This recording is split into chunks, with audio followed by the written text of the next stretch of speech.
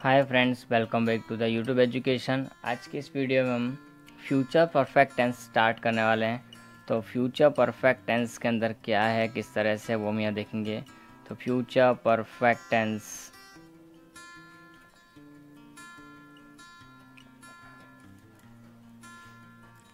यानी कि पूर्ण भविष्यकाल।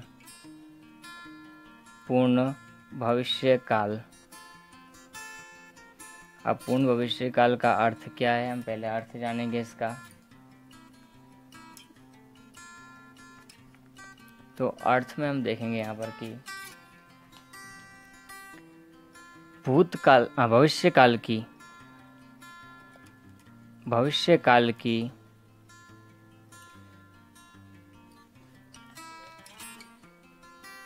पूर्ण क्रियाओं को दर्शाने के लिए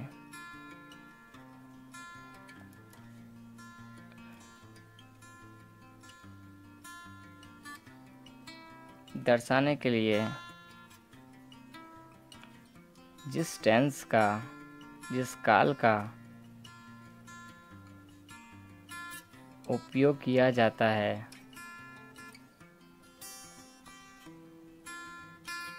उसे फ्यूचर परफेक्ट टेंस कहेंगे। फ्यूचर परफेक्ट टेंस कहेंगे। ठीक है, तो अब ये हमारा इसका अर्थ हो गया कि फ्यूचर परफेक्ट टेंस। अब इसके उपयोग, तो इसका उपयोग में कोई खास तो है नहीं, लेकिन हम फिर भी बात करें तो उपयोग किस तरह से हो सकते हैं वो भी हम बताएंगे। तो उपयोग में नंबर 1, जैसा कि इसका अर्थ बताता है इसी प्रकार भविष्य की पूर्ण क्रिया दर्शाने के लिए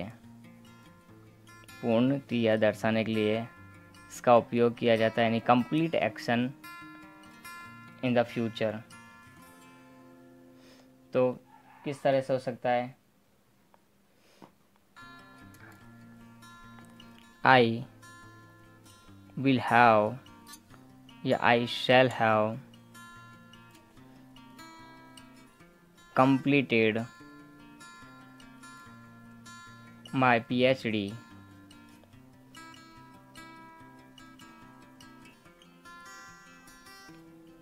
this year. I will have completed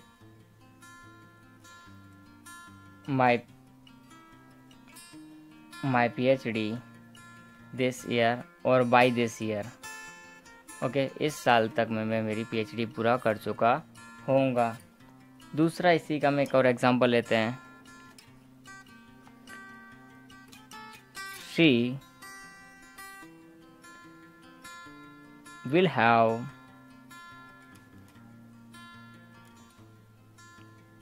have completed her bachelor's by this year। इस साल में अपना बैचलर पूरा कर चुकी होगी। तो इस प्रकार से हमारा ये सेंटेंस है वो बनाया जा सकते हैं पूर्ण क्रिया दर्शाने के लिए। दूसरा, पूर्वानुमान दर्शाने के लिए। पूर्वानुमान यानी अजम्पशंस के लिए, कल्पना भी इनको कभी कभी बोल सकते हैं। तो पूर्वानुमान के लिए, अजम्पशंस शो करने के लिए कौन कौन से हमारे यहाँ पर उपयोग हो सकते हैं, तो ये देख सकते हैं। You will have won this match। तुम इस मैच को जीत चुके होगे। ओके, उसी प्रकार यहाँ पर You have heard the name। तुमने नाम तो सुना ही होगा, ऐसा बोलते हैं हम। तो You have heard the name of। अब किसी के बारे में यहाँ नाम लिख सकते हैं, तो मैं यहाँ नाम लिख रहा हूँ भी, डॉक्टर अंबेडकर।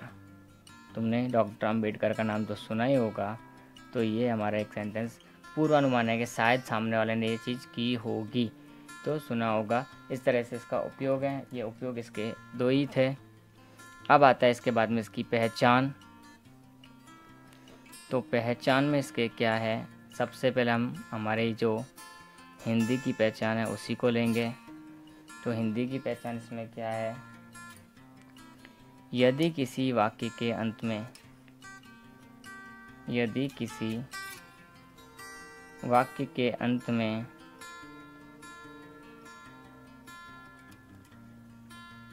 चुका होगा,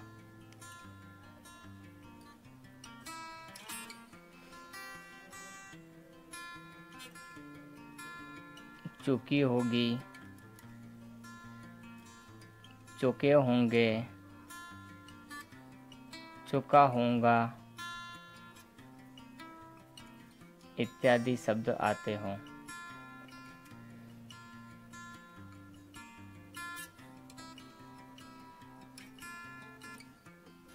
ये हमारी पहचान हुई किसकी, हिंदी की।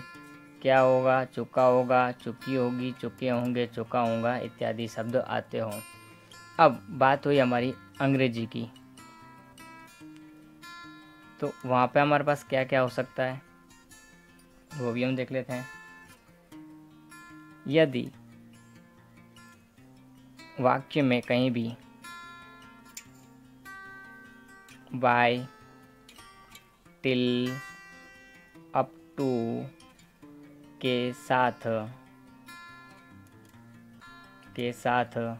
फ्यूचर का समय है, भविष्य का कोई समय दिया हो, फ्यूचर का समय दिया हो, ऐसा हो सकता है। दूसरा और क्या हो सकता है यहाँ पर, until,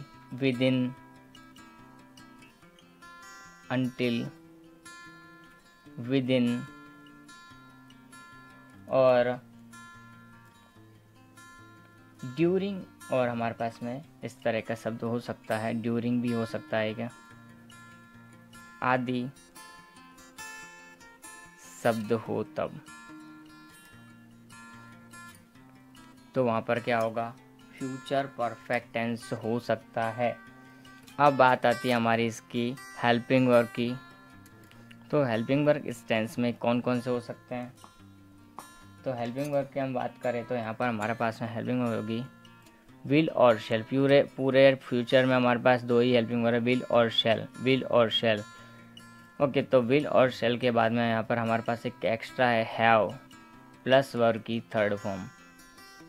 कंटिन्यूस में बी प्लस वर्ब की फर्स्ट फॉर्म में आईएनजी लगता है, और यहाँ पर हमारे पास विल शेल के बाद में हैव प्लस वर्ब की थर्ड फॉर्म यूज़ होगी, और इस तरह से हमारा फ्यूचर परफेक्ट टेंस का स्टार्टिंग होगा। ओके, तो ये हमारा फ्यूचर परफेक्ट टेंस का मेन इंट्रो है कि इसका अर्थ, उपयोग, पहचान और उसकी हेल्पिंग और हमने इस इंट्रो के अंदर हमने देखी है। अब हम इसके सेंटेंस के प्रकार देखेंगे, पॉजिटिव, नेगेटिव, इंट्रोगेटिव और WH वर्ड, जैसा कि हम हर बार करते आए हैं। तो आज की इस वीडियो में हम इतना ही रखेंगे। Next video positive sentences.